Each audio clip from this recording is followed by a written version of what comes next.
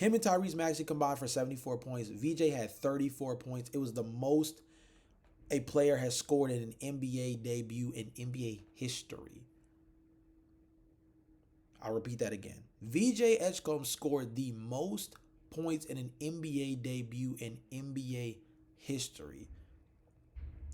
Daryl Morey might not have gotten his return on investment one season in on acquiring Paul George. The man has hit in back-to-back drafts easily with Jared McCain and VJ Edgecombe. These guys are going to be special. These guys are going to be absolutely special. And VJ Edgecombe looks like he's going to be off to the same kind of hot start that Jared McCain would have had last season. VJ next to Tyrese Maxey, this team is they just play really fast. VJ had 26 shots in this game, a lot of aggressive three-point shots, was 5 of 13. That was his biggest knock coming out of college. Coming out of Baylor, everyone knew he was a hyper athlete. Everybody knew that he was a dangerous finisher around the rim. We saw him trying to end many careers in NBA preseason, in NBA Summer League, showing off his athleticism. But the three-point ball, his ability to space the floor, was going to be the biggest question, because with his athleticism, we knew he could be a high-level defender. With his athleticism, we knew that he could be a guy that has a slasher and a driver. He's going to make life easier for some of his teammates because he puts so much pressure on the rim, and you have to consider him as a driver so much with the speed that he plays with that now you not necessarily need to pack the paint, but you position yourself more to let that three ball hang because you know that you don't want to let him get to his spots.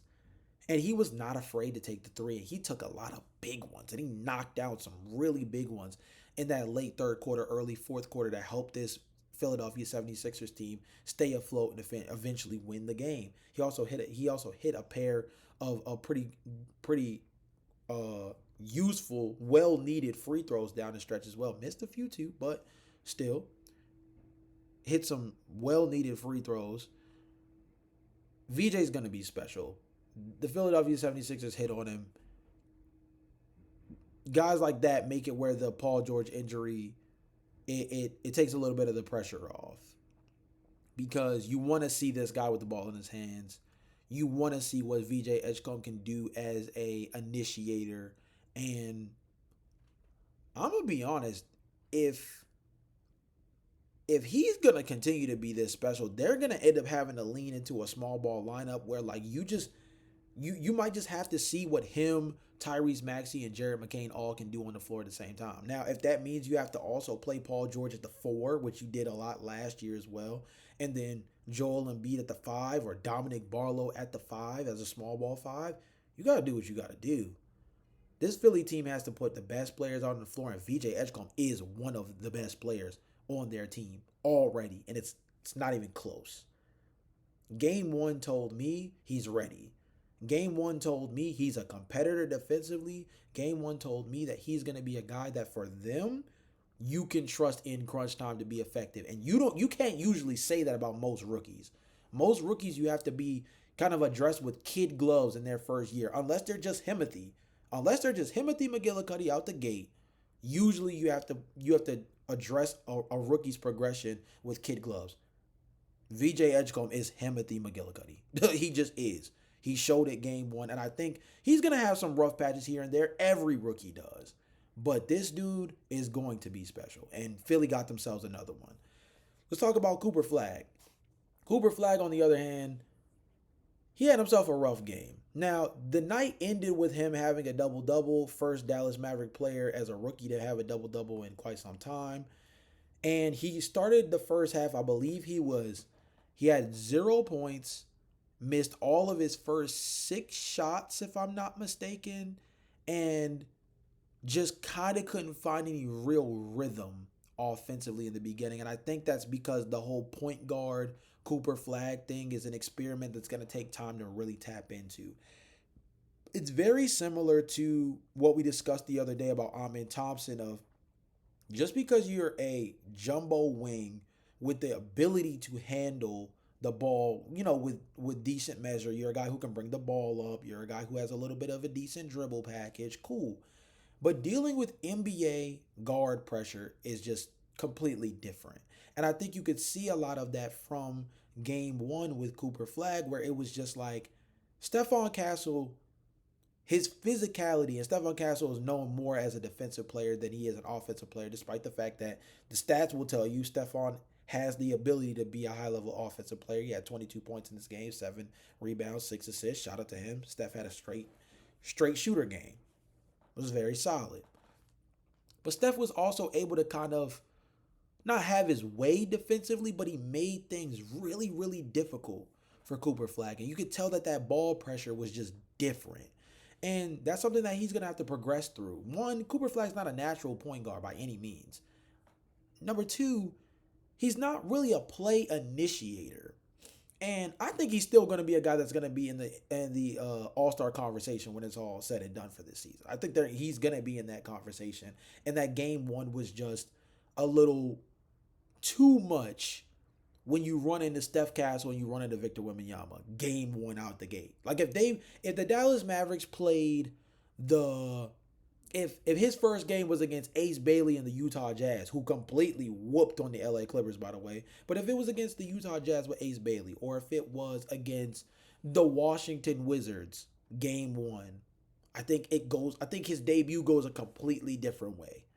But when you run into the last two rookies of the year, Steph trying to build off of last season and prove to people that it wasn't a fluke, Victor Wembanyama trying to show people that he is an MVP caliber candidate after a lot of people last season kind of started to worry about whether or not those injury concerns were going to start to slowly but surely build up. Obviously, the blood clot thing is something you can't control. But nonetheless, like Vic, we still were waiting for him to hit that gear. And I think he realized that this summer, and obviously he came out to prove it in game one. You just ran into a buzzsaw as part of your debut. So I think he's going to get better over time, as obvious.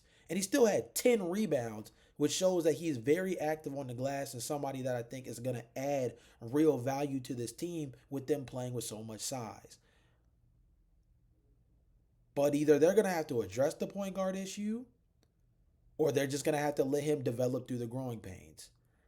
I think you should let him develop through the growing pains, because I think that Cooper Flagg at the point guard position can be something that unlocks so much more for you down the line.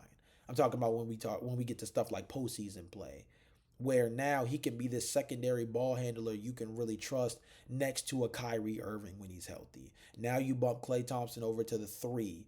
You bump PJ Washington down to the 4, and you have Anthony Davis at the 5. You have Derek Lively naturally come off the bench. Or you maybe it's one of those things where you do the double big lineup still, but you have Kyrie, Cooper, Klay, Anthony Davis, Derek Lively. Maybe you do it that way.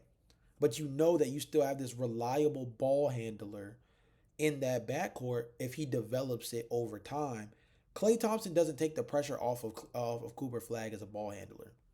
Klay Thompson's a knockdown three-point shooter, doesn't put the ball on the floor very often, and definitely not a guy that, even dating back to his time with Golden State, didn't really bring the ball up very much. So he's going to have to learn.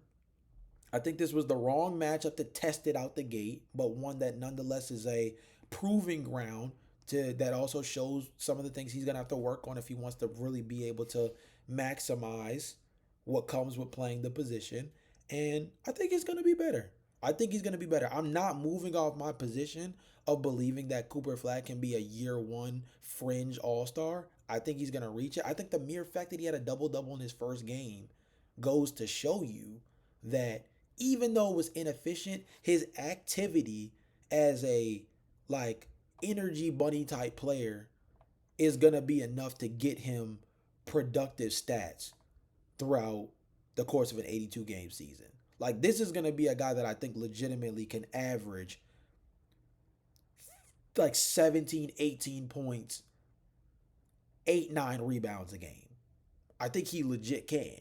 And he's going to be a plus defender, because all the measurables, the tools, defensively, everything says he's going to be a plus defender out the gate. And there was glimpses of that in this game as well. So nobody should be jumping off the Cooper Flagg bandwagon just yet. One game should not be indicative of anything. I think if you really go back and look at the game, This is simply just a guy that's learning how to play point guard on the fly, and that's one of those things that comes with the fact that honestly, there's not a ton of point guard depth for the Dallas Mavericks right now. Some other rookies that I want to highlight, and I just want to talk about it talk about them very, very quickly. Um, One, Ace Bailey didn't have an insane game, only 2 points, 4 rebounds, 2 assists. But Walter Clayton Jr. came off the bench, 10 points, 6 rebounds, 5 assists. Thought he was good in his minutes, nothing to write home about, but I thought was just effective, to say the least, in a game where the Utah Jazz completely blitzed the LA Clippers. We're going to talk about the LA Clippers probably like tomorrow because I have some thoughts about the Bradley Beal part of that situation, but I'll get deeper into that on tomorrow's episode. But another guy who I thought was really solid, the Brooklyn Nets. Yes, they lost by like 19 to Charlotte. Shout out to Charlotte. They completely blitzed them. But Yegor Demon, 14 points, 5 rebounds, 2 assists. He just looks fluid. He looks like he can play. He looks like he can play. And when you draft 8 million point guards and you're trying to figure out who the heck is the guy that you can lean on, the fact that Yegor was able to come off the bench, be effective, just kind of looked like somebody who just knows how to be in the right spots. The assist numbers won't jump out at you. Only had 2, but I think he's a guy who I think is a good ball mover, a good connector. And those are a lot of the things that came out in his draft evaluation when he was, picked up. He's going to be a guy that I think the Brooklyn Nets are going to cling to. And I wouldn't be surprised. Ben Seraph got the start in this game, but I wouldn't be surprised if they start to lean towards Yegor Demon very, very soon. For context, Ben Seraph played 20 minutes. Yegor Demon played 22 coming off the bench. So I think there's already signs there that the Brooklyn Nets understand the brewing point guard battle that's building up. And so far, you could make the argument Yegor Demon's taking the lead on that one. And then last but not least, the person that I actually is personally my favorite rookie, at least coming into the season, and a guy that I'm going to be watching kind of very closely is Trey Johnson for the Washington Wizards. 16 points, 5 rebounds, 4 of 8 from beyond the arc, 5 of 11 from the field. A guy who I just think coming out of Texas, fill it up, shooting guard, score first mentality. Third on the team behind Keyshawn George and Chris Middleton for scoring. Was a real punch off the bench. Him and Cam Whitmore combined for 30 off the bench. If you add in Corey Kispert's 11, that's 41 bench points despite the loss. Trey Johnson's going to be solid. And there's going to be a point where they transition to either moving off of CJ McCollum in favor of finally letting Trey Johnson rock or bumping him up to the starting lineup. I think he's going to earn it. I think he's going to deserve it. And they're going to be better for it. And look, Bilal Coulibaly isn't healthy right now, but this Magic team is cooking with grease.